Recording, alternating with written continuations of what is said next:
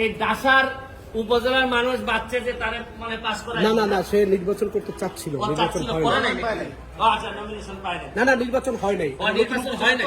তো যাই তার কাছে যে মেকানিজম ছিল তাতে আল্লাহ মাহবুব জানে হয়তো নির্বাচন হলে পাশও করে যেত।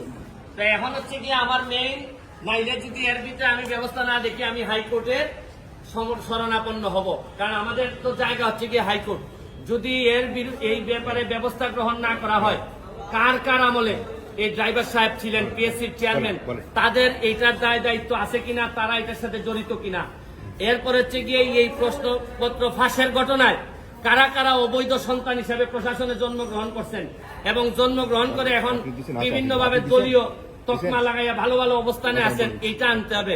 শুনেন, কোটার জন্য আন্দোলন করে ছাত্ররা, সারা বাংলাদেশের মানুষ কোটার জন্য আন্দোলন করতেছে, কিন্তু এরা কি জানে যে সবচেয়ে বড় কোটা তো হচ্ছে গিয়ে চোর কোটা। এই প্রশ্নপত্র